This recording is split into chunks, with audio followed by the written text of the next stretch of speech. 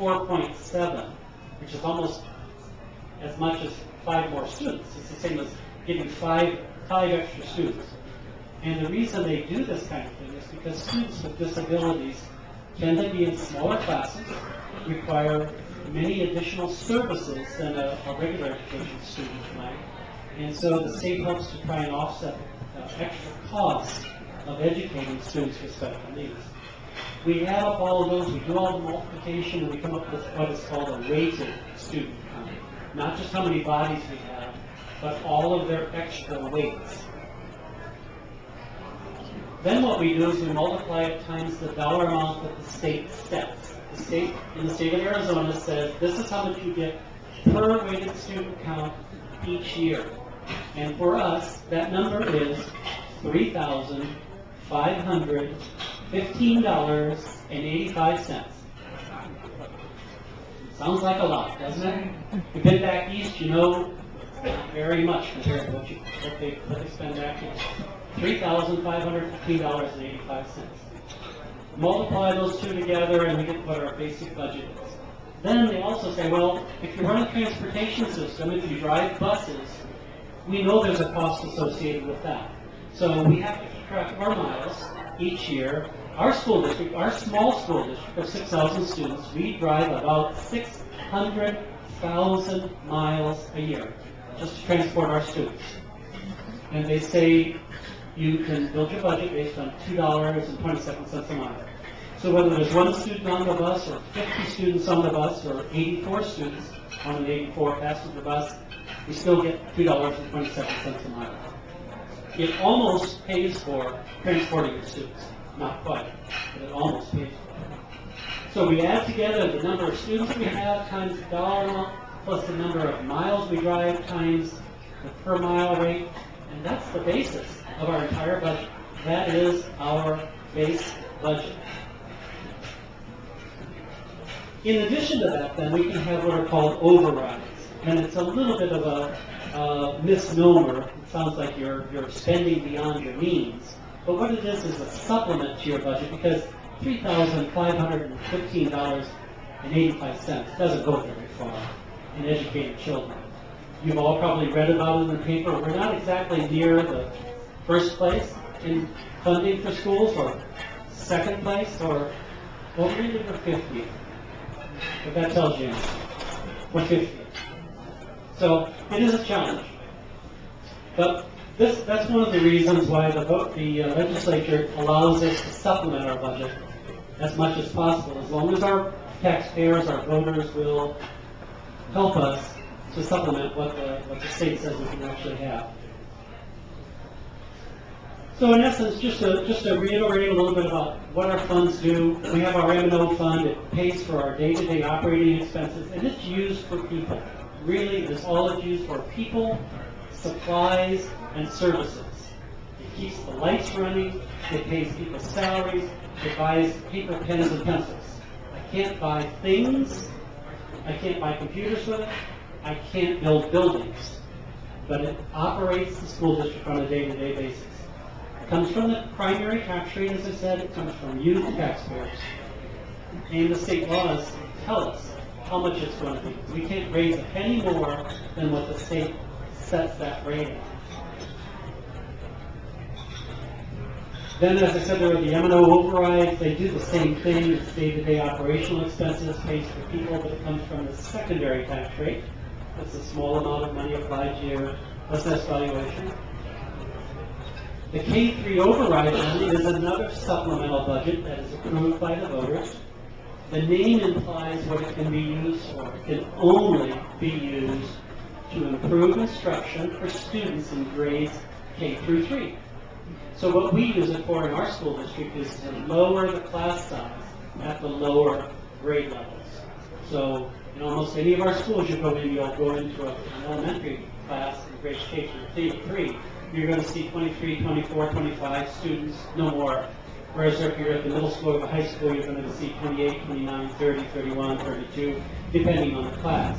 So the theory is that the elementary level, the lower level, the smaller the class size, they're going to be able to learn, etc. Again, it comes from the secondary tax rate, but it has to be approved by the voters. If the voters don't approve it, we're not entitled to it. So how much money do we have to operate the school district on a day-to-day basis? This is a tally of it all, and it's just right in the $35 million range. We have 6,000 students. We have 700 employees.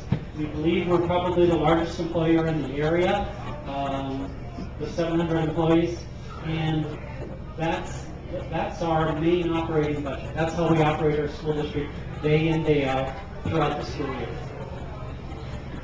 Where does the money go? That's where it comes from. Where does it go? The largest piece of the pie is salaries. 2/3 of the money goes for salaries. We're labor intensive.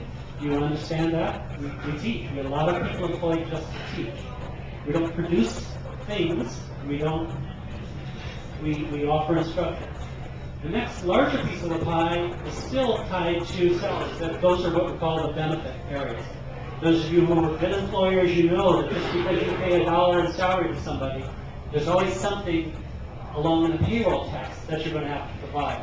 You've got Social Security you've got to provide for that employer. For us, in the public school sector, we also have a defined benefit plan, a retirement system that we have to pay into. Another 9.1% that we have to match for the employee. We have unemployment, we have workers' comp, and we provide insurance benefits.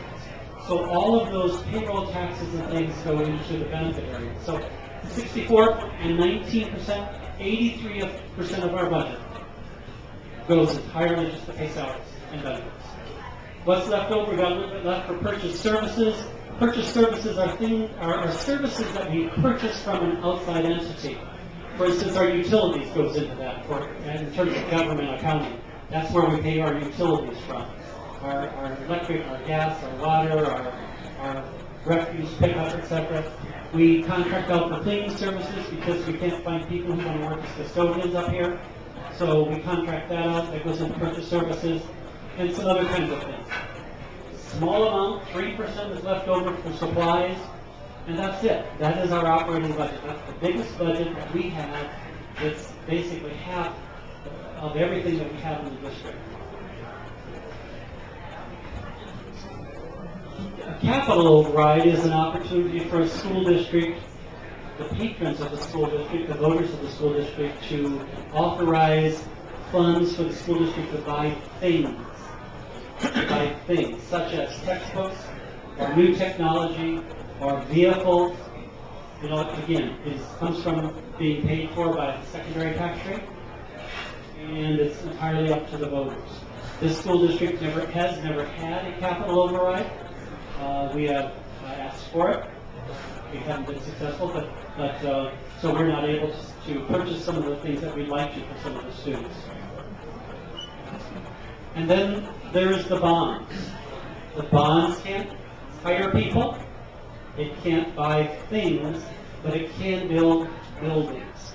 It builds buildings. It does renovations to existing buildings. We can do what are called grounds improvements.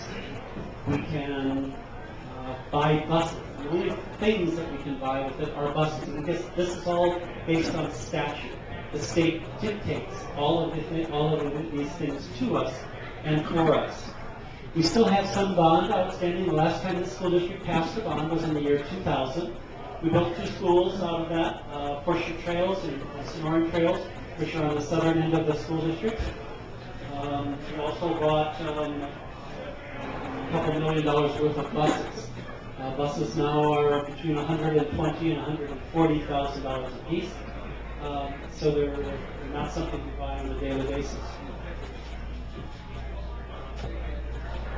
All of those things cost you, the taxpayer, money, because that's the way we fund the primary part of school financing in the state of Arizona. However, you may not understand, if you live here and you haven't lived anywhere in Arizona, you may not understand how much your tax rate is relative to the others. Now, I bet you can't see the numbers, so I'm going to help you. It's just a bar graph that shows the primary tax rate that I talked about that runs our day-to-day operations, the secondary tax rate, and then the total tax rate that you, if you live in our school district, pay. We like this chart because it shows us being very